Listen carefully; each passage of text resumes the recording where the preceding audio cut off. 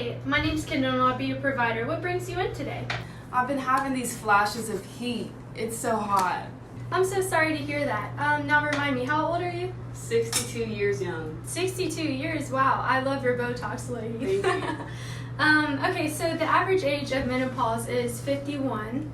And some common symptoms associated with menopause or normal changes that occur as we age as women include hot flashes, decreased libido, vaginal dryness, sleep disturbances, mood disturbances. So I believe that your hot flashes are related to that.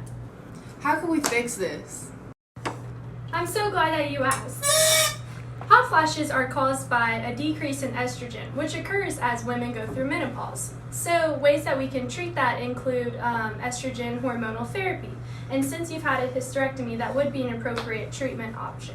There are also non-hormonal medication options. And then of course, we always recommend to all of our patients lifestyle changes, which includes weight loss, a regular sleep schedule, dieting, and exercise.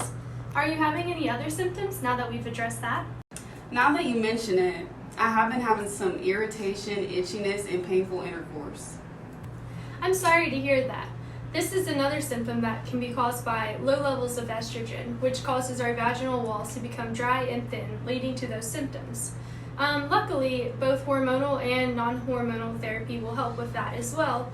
And also for those symptoms, we recommend topical treatment, such as a cream or ointment.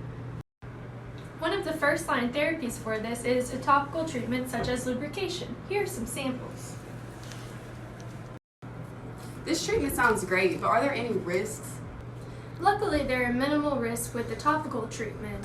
Usually, if a patient has a reaction to that, all we see is some sort of skin irritation, itching, or redness.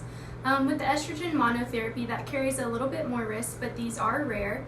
And that includes clotting, some type of cancers, and hip fractures. Uh-oh, I have to go deliver a baby. Okay, before you leave, I'm going to discuss with you some follow-up and prevention.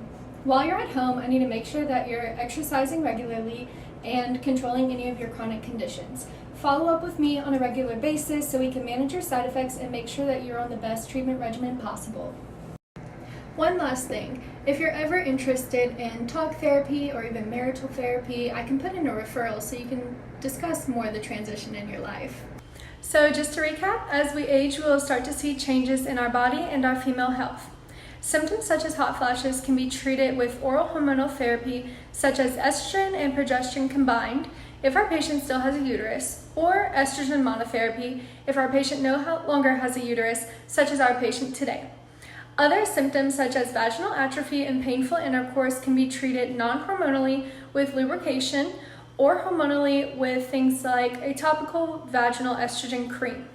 It is important to continue follow-up with your provider to monitor for any symptoms, adverse reactions, and to just ensure that you are on the best treatment plan possible.